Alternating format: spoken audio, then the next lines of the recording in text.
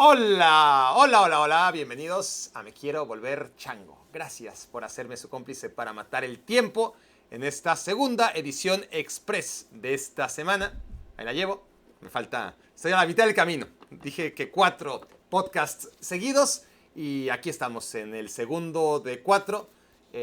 Hemos llegado a este momento del día en el que hay que sacar un papelito y como se podrán dar cuenta, hoy cambié la estrategia. No quiere decir que a partir de ahora voy a dejar de divagar, pero bueno, ya que estamos en capítulos express, voy a limitar un poquito mis divagaciones con las que acostumbro a empezar. Así que empecemos ya con el tema que teníamos pendiente la semana pasada. Bueno, la Europa League. La Europa League, que más que la Europa League, sí, es que es lo que pasa, ¿no? Ya se enfrió mucho en ese momento el jueves pasado, pues era un tema candente, sobre todo por José Mourinho. Es increíble cómo acaba opacando todo. La final de la Europa League, si me ayudan a regresar un poquito en el tiempo, porque han pasado tantas cosas que ya queda casi como en segundo término, ¿no? Hoy, por ejemplo, Lionel Messi se ha oficializado como nuevo jugador de la MLS y tendré que darle unos instantes de reflexión a ese tema también. Jude Bellingham se acaba también de confirmar como jugador del Real Madrid. Son cosas que ya sabíamos, pero que se han hecho oficiales, más todas las acumuladas. Entonces, regresemos a esa final. Sevilla en contra de la Roma en un encuentro en el que aparecía un choque de dos trenes que eran como bestias mitológicas. En el contexto de Europa League, el Sevilla, ¿no? Increíble esa capacidad de reinventarse todos los años y ganar un torneo que no es como, a ver, la Champions League, la gana el Real Madrid, ¿no? La gana el Real Madrid casi siempre y después entre los demás se la reparten.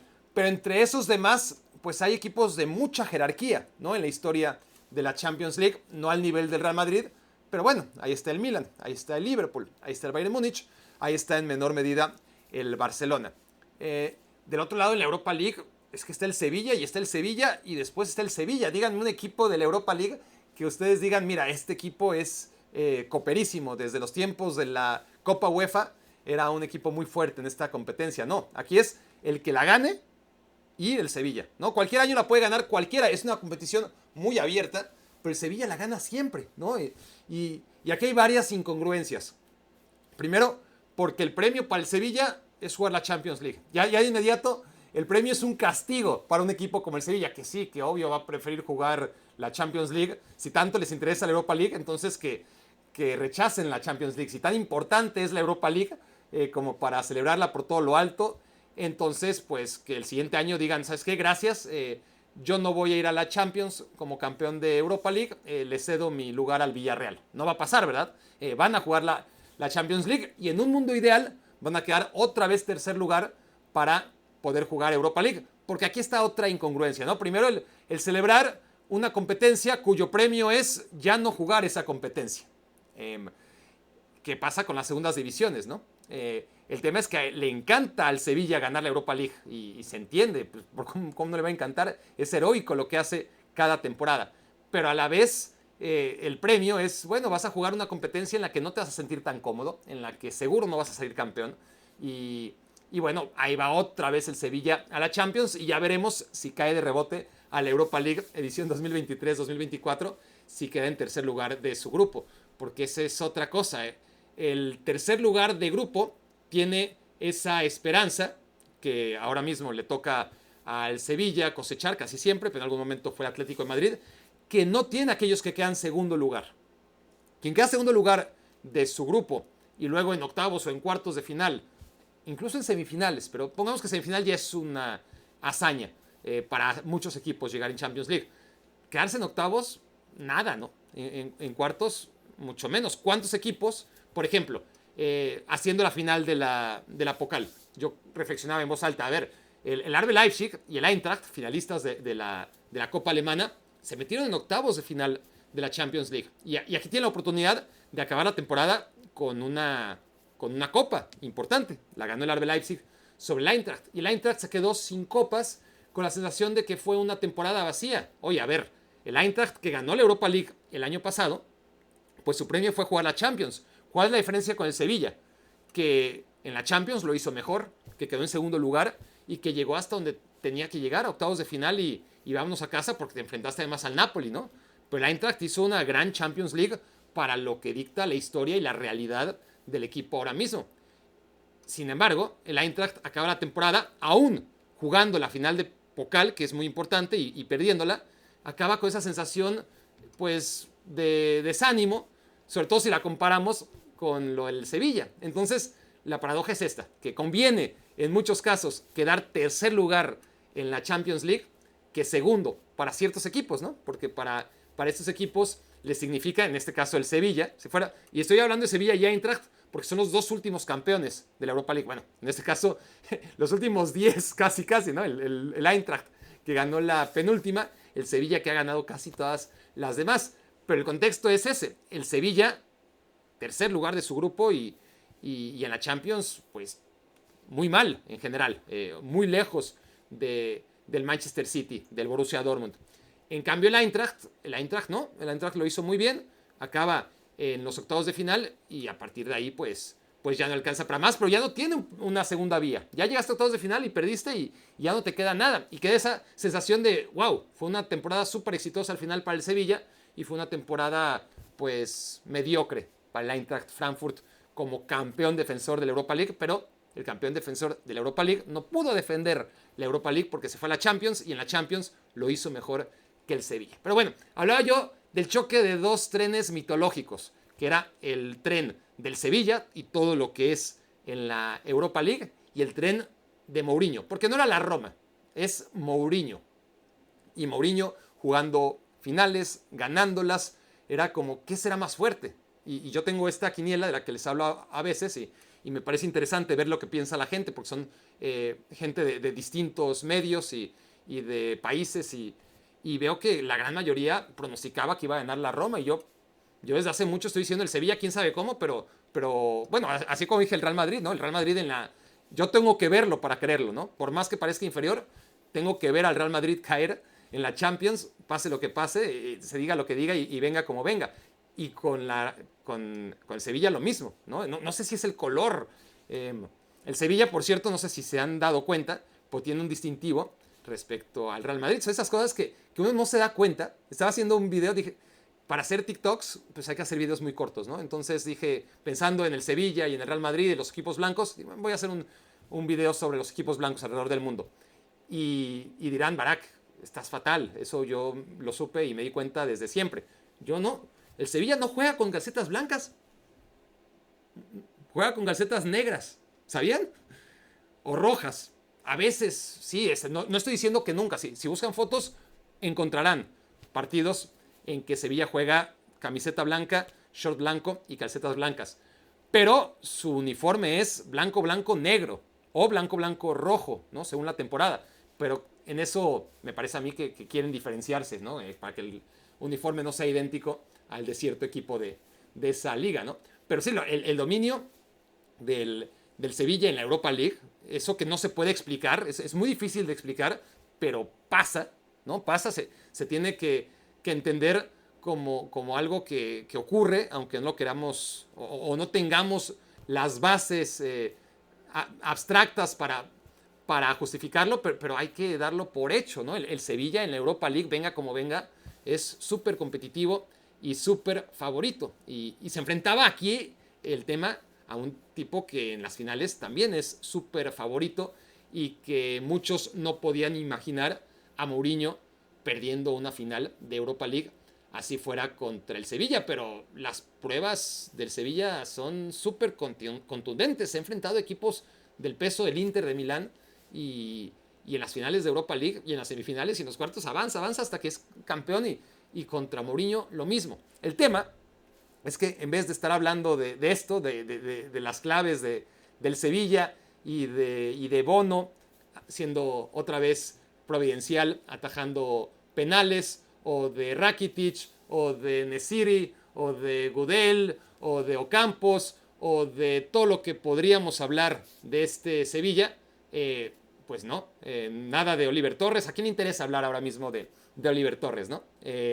O de Jesús Navas, o no, todo es la Roma. pero cuando se habla de la Roma, todo lo que se habló desde el minuto 1 en que acabó el partido, no fue sobre Mancini, ¿no? y su autogol. No fue sobre lo inseguro que estuvo Rui Patricio todo el partido. No fue nada que tuviera que ver ni siquiera con Pellegrini o con Dybala o con Tammy Abraham. No, Matic tampoco. Fue José Mourinho eclipsándolo todo.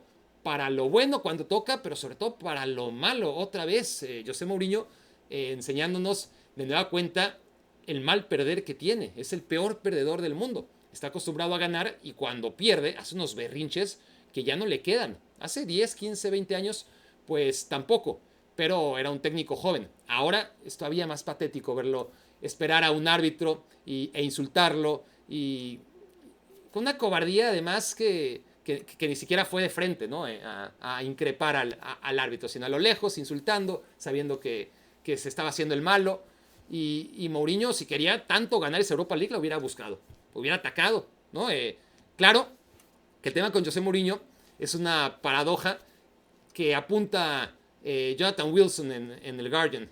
Creo que a él se lo he leído, o no con estas palabras, yo lo llevo un poquito más allá, pero sí es un romántico del pragmatismo, es un idealista del pragmatismo, José Mourinho. Entonces, dentro de la paradoja que puede, el oxímoron que puede representar esto, pues es que sí, es un técnico que sigue creyendo en su fórmula, por más que esta ya no da resultados hace rato. Es tan romántico de su pragmatismo y de pensar que esa es la única vía de poder seguir siendo un técnico de superélite que no renuncia a ella. Y no se ha querido dar cuenta. Y mucha gente tampoco se ha querido dar cuenta que Mourinho está en el declive de su carrera, en una decadencia desde hace mucho tiempo. José Mourinho fue un técnico de superélite en el Porto, sin ninguna duda, en el Chelsea, no hay ni atisbo de duda tampoco, en el Inter, te gustara o no te gustara lo que juegan sus equipos, era un entrenador que sacaba lo mejor de sus planteles y sigue viviendo de eso, de lo que hizo en el Inter, de lo que hizo en el Porto, hace cuántos años. Fue al Real Madrid, le tocó difícil, ¿no? Enfrentar a un equipo como el Barcelona en la época de Guardiola y de Messi, de Xavi, de Iniesta, Puyol y compañía, y por lo menos le sacó un título, ¿no? Le costó, pero lo logró. Y en la Champions, pues metió a su equipo en semifinales 3 veces seguidas cuando no pasaba de octavos. No fue un fracaso, no fue un éxito e hizo mucho ruido. Estaba insoportable, ¿no? Se juntaron dos mundos de insoportabilidad, el Real Madrid más Mourinho, y eso fue una bomba. A partir de ahí vuelve al Chelsea y se acaba la magia. Un año le dura. Un año le dura porque ahí sí fue, es que Mourinho está por encima de todos, ¿no? Porque regresa al Chelsea, primer año y campeón. Un Mourinho que, por ejemplo, no perdía en casa nunca contra ningún equipo, pero empieza la decadencia a partir de la segunda temporada con el Chelsea. Es un desastre, ni siquiera la acaba. Lo despiden, se va al Manchester United. No hace absolutamente nada en el Manchester United, más allá que puedan decir que sí, que ganó la Carabao, que sí, que ganó la Europa League. A final de cuentas, para lo que invirtió ese equipo, ¿no? y para lo que dice Mourinho, o de entender que es fácil ganar lo que hace, por ejemplo, el Manchester City cuando se invierte, pues ¿por qué en el Manchester United él no pudo? Si el United, tú veías, ahora es difícil, ¿no? Porque ves los jugadores que trajo, porque llegaron al mismo tiempo, Guardiola al City y Mourinho al United en la temporada post Claudio Ranieri campeón con el Leicester City, que ese es otro tema que no lo puse en los papelitos ahora que me acuerdo. El descenso del Leicester City, que también valdría la pena, pero ahora mismo no puedo abrir un paréntesis sobre paréntesis, lo siento, pero vaya que es un tema interesante y del que me da ganas hablar, como el Leicester City, ya entré, ¿verdad? Ya entré en otra capa de la que tendré que salir muy pronto para poder cerrar la idea. Pero lo del Leicester City sí, no lo quiero abandonar porque no hay papelito y cómo de 2016 a 2023 pueden cambiar tanto las cosas y sobre todo cuando no dio ningún síntoma de colapso el Leicester City, ¿no? Había estabilidad en el equipo, siempre en la parte alta de la tabla, octavo lugar en el peor de los torneos. Cierto es que el primero fueron 12º, fue un desastre, ¿no? La defensa de ese título no le fue bien, pero estaban en Champions y se metieron a cuartos y bueno, el primer año fue duodécimo y estuvo en ciertos momentos más cerca del descenso que otra cosa. Pero desde entonces, desde esa temporada en la que defendieron el título milagroso de 2016, ya para 2018, 2019, 2020, 2021, 2022, el equipo estaba ahí para meterse en Champions League y en las últimas jornadas perdía gas y se quedaba sin jugar la Champions, pero quinto lugar de manera sostenida o octavo en el peor de los casos y de repente todo lo que se orquestó para que saliera bien en una temporada, que fue la 2016, que tenían que pasar muchas cosas al mismo tiempo, de las cuales se benefició el Leicester, pues toda esta tormenta perfecta que le favoreció, ahora en su contra, sobre todo en medida de lesiones y de actos desafortunados que llevan al Leicester de regreso a donde corresponde, ¿no? Que es la segunda división inglesa. Y este Leicester de 2016, que obliga con un torneo en el que la gente en Inglaterra se da cuenta, ahora necesitamos entrenadores de verdad, ¿no? Porque mira el Leicester como con Claudio Ranieri, con algo tan básico, acaba aprovechando la crisis al mismo tiempo del Liverpool, del Chelsea, del Manchester City, del Manchester United y del Tottenham y el Arsenal, que eso estuvieron a su nivel, ¿no? Arsenal y Tottenham, ese 2016 son los grandes señalados de que ni siquiera en 2016 pudieron aprovechar una temporada horrible del Chelsea, una temporada espantosa del Liverpool, una temporada en la que el Manchester City estaba a punto de hacer un cambio muy necesario y que ni por ello pudieron aprovechar la que era su temporada, ¿no? Era para el Tottenham o para el Arsenal y la acaba ganando el Leicester City. Bueno, el Liverpool se da cuenta que tiene que traerse a un técnico como Jürgen Klopp y el Chelsea se da cuenta que necesita un técnico del tamaño de Antonio Conte. Y ¿qué más? El United pues se trae a un técnico de la envergadura de Pep Guardiola y el Manchester United se trae a un José Mourinho que venía de una temporada desastrosa, ¿no? Desastrosa. Esa temporada en la que el Leicester es campeón, el Chelsea fue horrible, pero había sido campeón el año anterior. Y después, bueno, en el United invierte, les digo, ¿no? Si ven lo que invirtió el City de Guardiola contra lo que invierte el United de Mourinho en ese 2016, pues ahora mismo dices, claro, es que Mourinho trajo jugadores muy malos y Guardiola muy buenos. Y no, en ese momento tú ves lo que costaban y eran precios de mercado para ambos, ¿no? Es decir, ahora que mencioné a Matic, que está en la Roma, era un super fichaje, o al menos eso parecía para el Manchester United en su momento, ¿no? Y resultó pues como resultó. Y para el City todo lo contrario.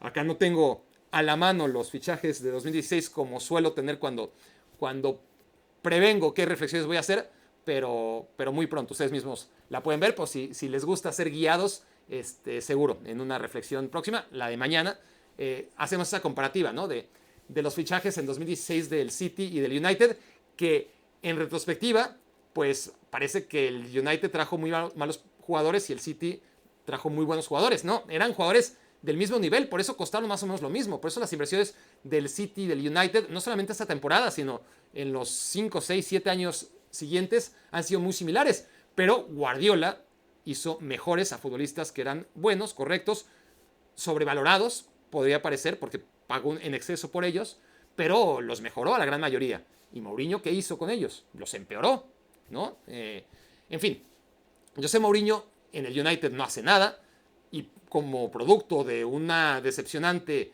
o terrible segunda etapa en el Chelsea, más allá de que sale campeón y eso hay que reconocérselo en su regreso, al final entre el campeonato de su primer año y el desastre del segundo, pues deja ciertas dudas, pero todavía mucho crédito, se lo había ganado. En el Manchester United pierde el crédito como para seguir dirigiendo a un super equipo. Es verdad que llega el Tottenham despide a Pochettino y el Tottenham venía de ser subcampeón de la Champions. Entonces sí, podemos argumentar en ese momento, todavía Mourinho llega a un super equipo como era el Tottenham. ¿Y qué pasó con el Tottenham a partir de Mourinho? La apuesta era que el Tottenham, para que cualquiera que lo dudara, con un técnico como Mourinho y con un delantero como Harry Kane y con un extremo como Heung-min Son y con un mediocampista como Christian Eriksen y como otro como era en ese momento Dele Alli, más los Vertonghen y Alderweireld y Lloris y compañía, pues lo que necesitaban era un técnico del tamaño de Mourinho para ahora sí estar al nivel del Chelsea, del Liverpool, del Manchester City, ¿no? En la pelea de los títulos de la Premier League. ¿Y qué pasó?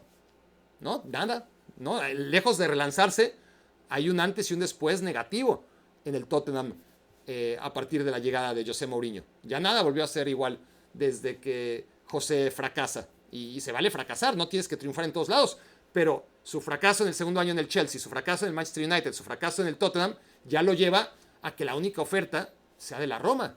De la Roma para abajo. Entonces tiene que bajar un peldaño más. Y ahí me parece increíble cómo ha logrado sobrevender sus éxitos, ¿no? Entre comillas.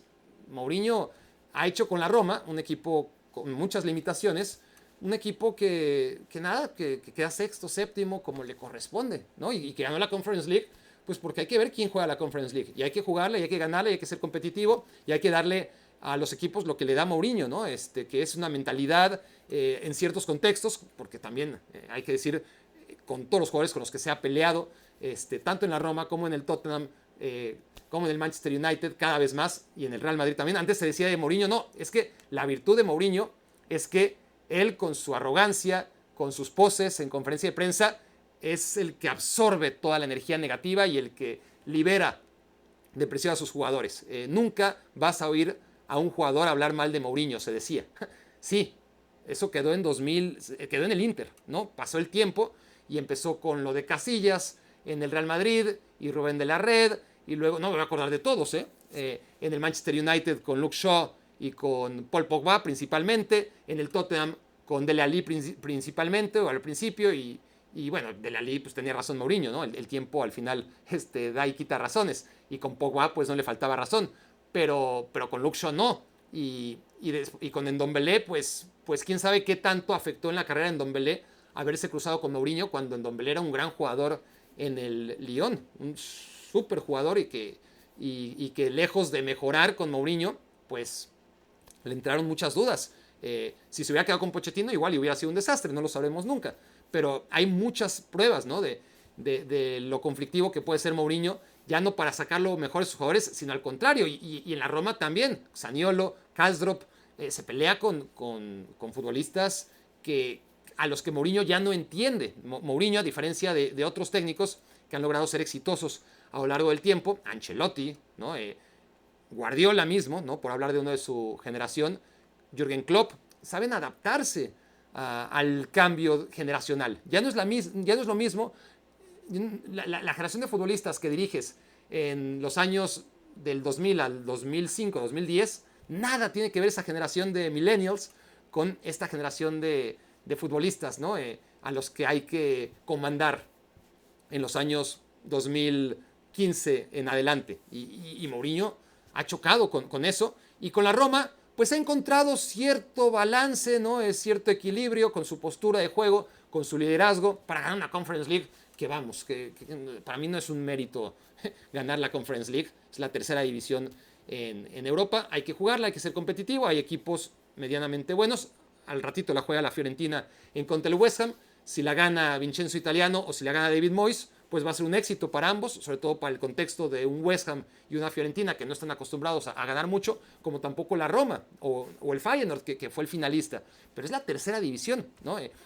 Festejar 5 títulos, como hizo Mourinho, y tatuarse la Conference League, como dando a entender que realmente es algo que tiene mucho mérito, ¿no? Para ganar la Conference League hay que jugarla, y para jugarla hay que ser un equipo bastante mediocre, ¿no? Entonces, dentro de esa competencia de equipos medianos, la Roma fue el menos mediano de todos y la ganó. Y Mourinho se quedó con las ganas de hacer así, ¿no? 6, estuvo cerca, estuvo a los penales, pero bueno, lo mismo, se ve que le duele perder, y eso le permite, a pesar de todo, a pesar de que ya no es un técnico de vanguardia, a pesar de que es lo que les digo, un romántico empedernido de su pragmatismo, cuando ya no funciona y está demostrado, pues él sigue a lo mismo, ¿no? Y no va a buscar el partido, no lo va a buscar.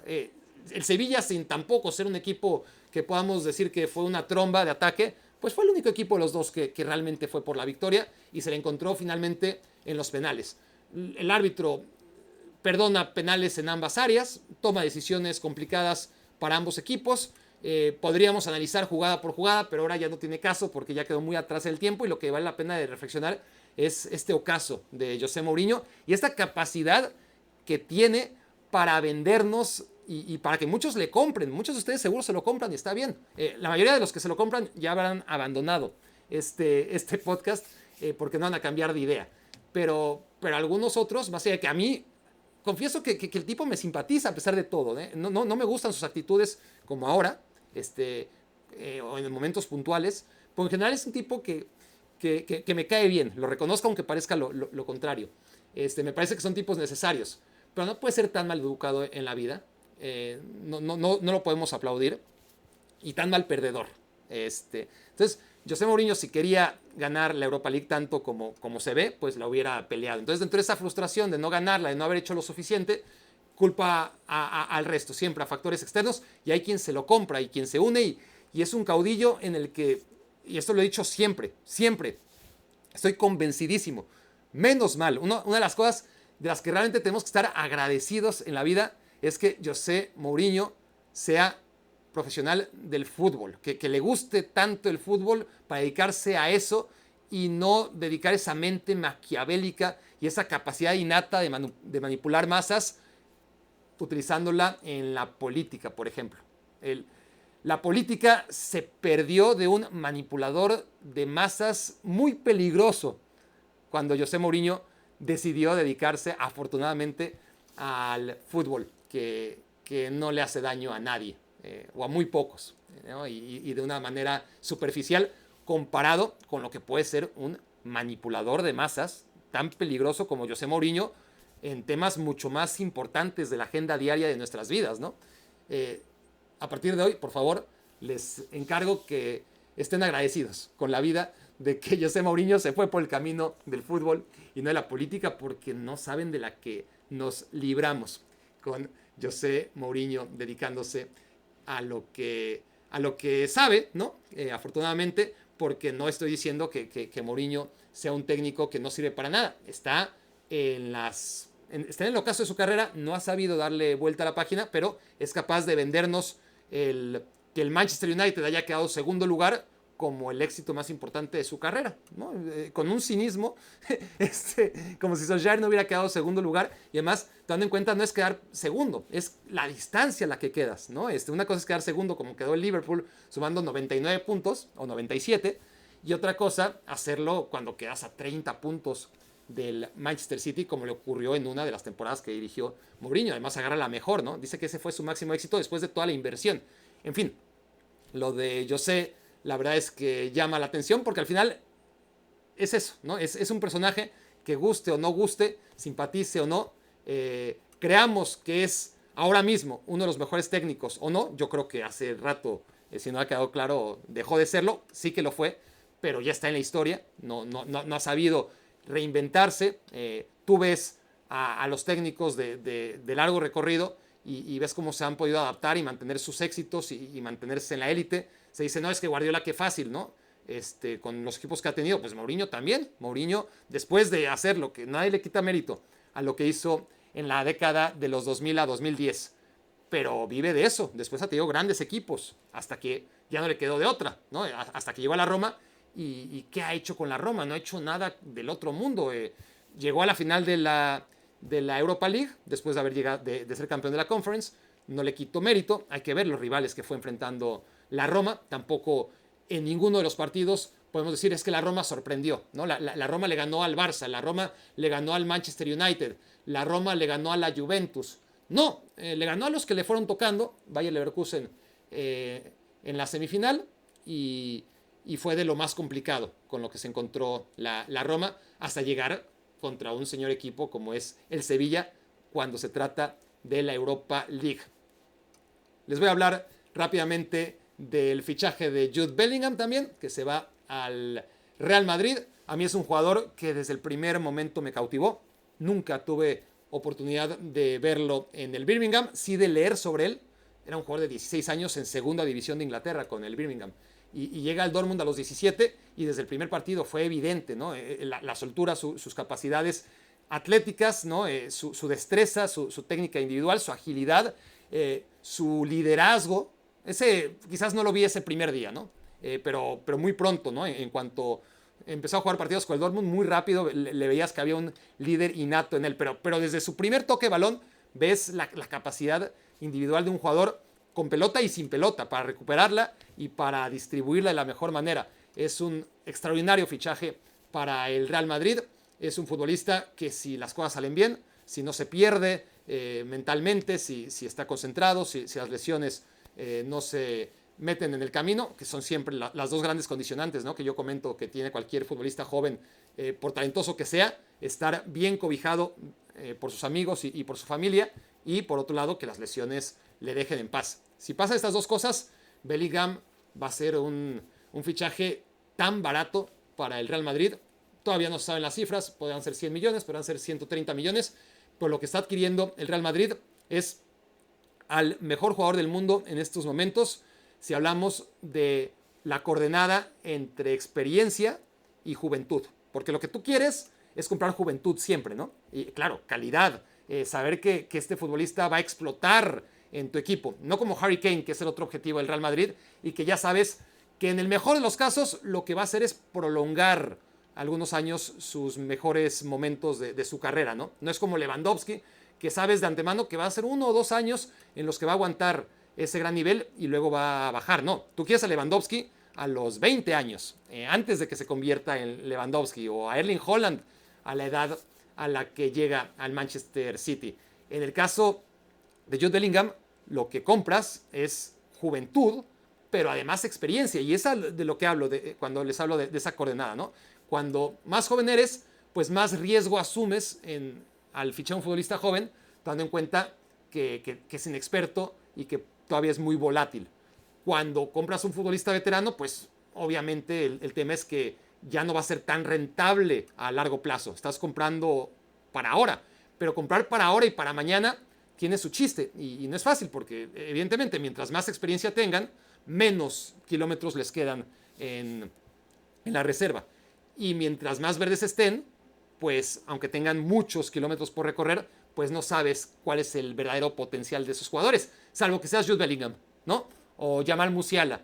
Pero en el caso de Bellingham, sobre todo, un futbolista de 19 años que ha jugado más de 200 partidos profesionales, ¿no? Entre la segunda división de Inglaterra, que es una división súper competitiva, mucho más que la mayoría de las primeras divisiones en el mundo. La segunda división inglesa, donde estuvo 1 año, más los 2 años en el Borussia Dortmund, más las competiciones europeas, más los partidos con la selección inglesa, la gran mayoría de esos 200 partidos son de titular además. Y no hay ninguna prisa como para que llegue y sea titular, lo luchará, lo buscará, más le vale al Real Madrid que lo sea, le conviene, pero si no es titular de inicio, pues ya irá aprendiendo y tiempo le sobra, ¿no? Pero además, kilómetros recorridos, es increíble que a los 19 años tengas 200 partidos y más de 200 partidos como profesional y que la gran mayoría de ellos hayan sido jugando los 90 minutos. Compra todo eso el Real Madrid con Jude Bellingham, mientras que el Inter de Miami compra un nombre en Lionel Messi. Lionel Messi llega a la MLS, va a ser muy atractivo de inicio verlo, a ver cómo le va, y ya dependerá de él estar a la altura, ¿no? A la altura que muchos van a esperar verle. Zlatan Ibrahimovic, otro gran jugador que se acaba de retirar, que llegaba a la MLS y todo el mundo pensábamos, porque llegaba a la edad de Messi, que era el retiro, que era el paso previo a acabar en Hollywood, porque llegaba además al Los Ángeles Galaxy, o yo lo veía en las luchas, ¿no? en la WWE, porque tiene toda la personalidad y además la capacidad en deportes de contacto como para poderlo hacer perfectamente, en deportes marciales, muy entre comillas, y qué errado estaba cuando veía a Ibrahimovic, ¿de dónde me salió Ancelotti? A Ibrahimovic llegar a la MLS y decir este es el paso previo a su carrera como actor o como luchador profesional. Y resulta que no, que vuelve a Europa y que además es muy importante en el Milan. Cada año que pasa un poco menos, pero de inicio, ¿no? A los 38, 39, 40, ya 41 que acaba yéndose. Y que además yo aquí lo he dicho, ¿no?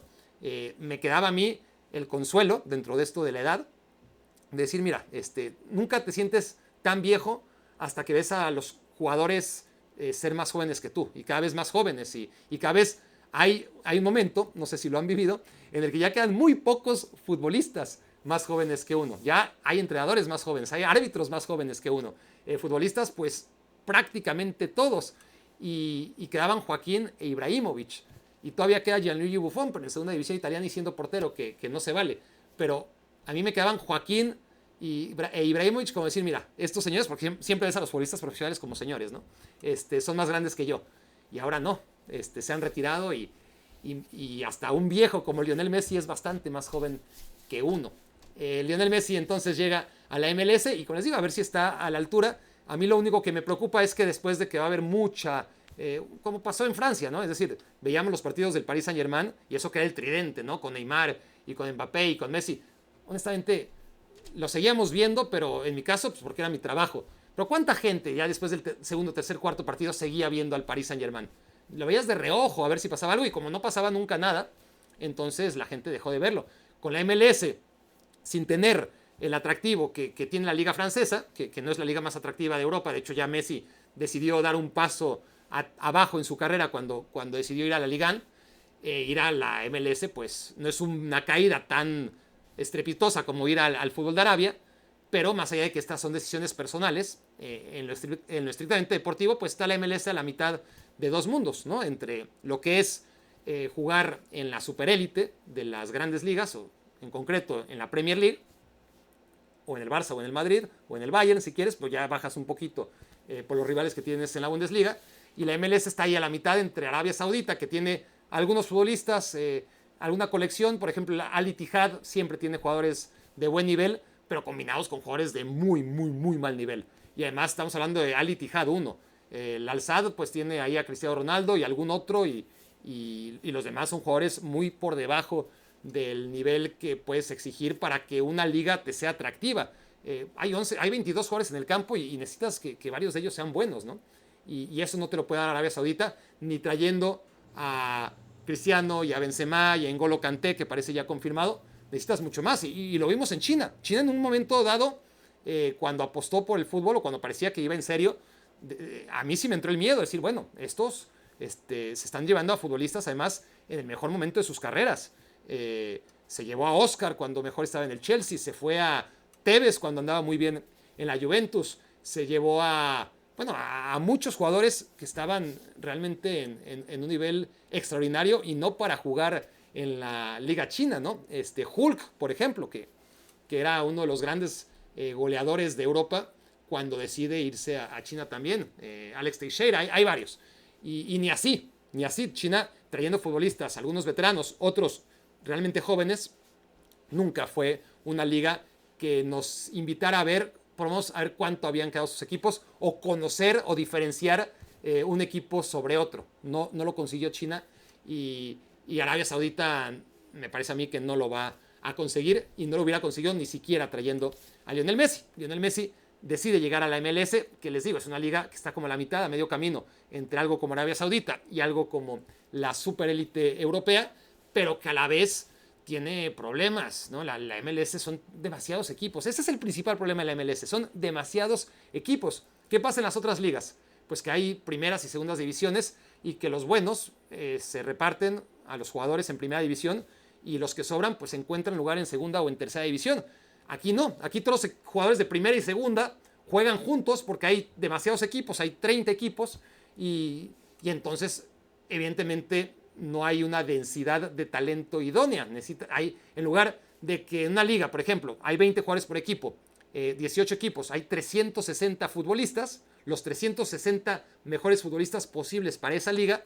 En la MLS, pues tienes 30 equipos, 25 jugadores y tienes 750, ¿no? 750 futbolistas que claro, de esos muchos no podrían jugar o no deberían estar jugando en la primera división y lo hacen en un contexto como la MLS, donde no hay esa capacidad, porque es obvio que ninguna liga del mundo, ni siquiera Inglaterra, o sea, si la Premier League la juntas con el Championship, ¿no? Y haces una nueva liga inglesa similar a la MLS con 30 equipos, pues la calidad pues se va a diluir, es obvio, ¿no? No va a haber una restricción de futbolistas donde solamente puedan jugar en la Premier League los mejores, ya lo dijimos, ¿no? En este caso, en la Premier League juegan los 400 mejores futbolistas posibles para una competencia como la Premier League. Para la MLS no, son 30 equipos cada uno con 25 jugadores y pues casi hay 1000 jugadores y está claro que así es imposible tener un torneo de verdadera calidad. No lo es, ¿no? Ni siquiera la Champions League, si pensábamos, es que bueno, la Champions League con los mejores equipos no da, es decir, aún teniendo a 32 equipos, pues en la fase de grupos vemos a muchos equipos que no se antoja ver, porque es así, ¿no? Mientras más poquitos equipos, más condensados están los grandes futbolistas y la MLS tiene ese problema. Y aparte, dentro de todo eso, el Inter de Miami es el peor de todos, imagínense, o sea, dentro de toda esta mediocridad que abunda en la Major League Soccer, el Inter de Miami es el peor equipo. ¿Cómo le va a hacer Lionel Messi para reconstruirlo? Pues va a necesitar ayuda, ¿no? Porque además ni siquiera llega la mejor versión de Lionel Messi. Entonces, son varias cosas que me hacen dudar y sobre todo que el aficionado promedio, ignorante, que pueda ir a los partidos, sobre todo en una ciudad como Miami, donde el Heat juega vacío, al menos de que estén en finales, ¿no? Donde los Marlins no los va a ver nadie, a menos que se metan en la Serie Mundial una vez cada 10 años. Donde los Dolphins, pues los Dolphins sí, más o menos, pero pues porque juegan 8 partidos y a veces 7 porque se van a Inglaterra y a jugar uno y vámonos. Pero ir consistentemente a ver a Lionel Messi, solamente si Messi hace las cosas muy bien y va a haber mucha gente que espere, porque no sabe nada del deporte, que va a ver a Lionel Messi solamente porque ha oído hablar de él y se van a dar cuenta que pues ni es tan rápido, ni es tan goleador, ni hace tantas cosas mágicas, ni tiene esa intensidad y ese ir y venir que uno espera del mejor jugador del mundo, ¿no? No es un futbolista, ya no lo es, ¿no? Lo fue. Obviamente quien espere ir a la MLS y ver la versión de Lionel Messi de 2005 a 2015, pues se va a decepcionar. Se va a decepcionar y yo creo que ahí está el gran riesgo, ¿no? De que acaben viendo en Messi un futbolista que no les llene el ojo porque no van a ser capaces de detectar lo que todavía tiene Messi y no tiene nada que ver con el derroche físico, ¿no? O con la rapidez, sino con tomas de decisiones inspiradas que vamos a ver si tiene ganas y la capacidad de hacerlo en una liga con los problemas de mediocridad que tiene la MLS y en particular en un club que está en el hoyo, como el Inter de Miami. Esto fue Me Quiero Volver Chango. Muchas gracias por haberme hecho su cómplice para matar el tiempo.